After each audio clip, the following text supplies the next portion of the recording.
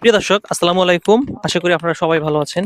আমার পেছনে দেখতে পাচ্ছেন ইট ভাঙ্গার চলছে এক মহাযজ্ঞ। তো এই যে পাহাড় সমতুল্য ইটগুলো দেখতেছেন, সব কিন্তু হাতের সাহায্যে ভেঙে সুন্দর করে ক্ষয় করা হচ্ছে। এই ইটগুলো হাতে না ভেঙে বর্তমান আধুনিক যুগে মেশিনের সাহায্যে কিন্তু এই ইটগুলো সুন্দর করে ভাঙতে পারতো। বাট হাতে ভাঙার একটাই কারণ আছে, কারণ হাতে ভাঙার গুণটা আমি আপনাদেরকে বলবো। এটা মেশিনের সাহায্যে ভাঙলে এই ইটগুলোতে অনেক খোয়া হইতো, বা ছোট ছোট খোয়া হইতো, বা গুঁড়া হইতো।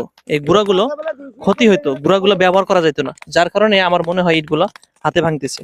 তো আমরা একটু চাচার সঙ্গে কথা বলবো, আসলে কিভাবে এই ইটগুলো ভাঙতেছে, এর পারিশ্রমিক কি, এবং দিনে কতগুলো ইট ভাঙে, সেটা একটু আমরা চাচার সঙ্গে কথা বলে জানার চেষ্টা করব। আসসালামু আলাইকুম চাচা।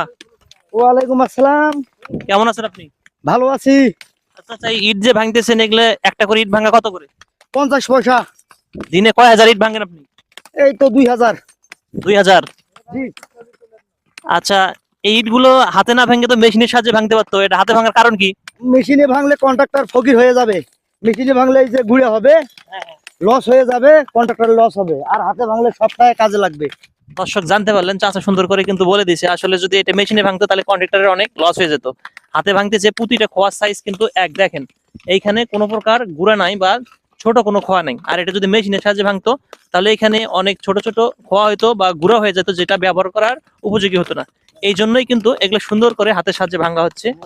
সব খোয়ার সাইজ কিন্তু এক। তো ভিডিওটি এখানে শেষ করতেছি। ভালো লাগলে অবশ্যই শেয়ার করবেন এবং চাচাদের জন্য দোয়া করবেন।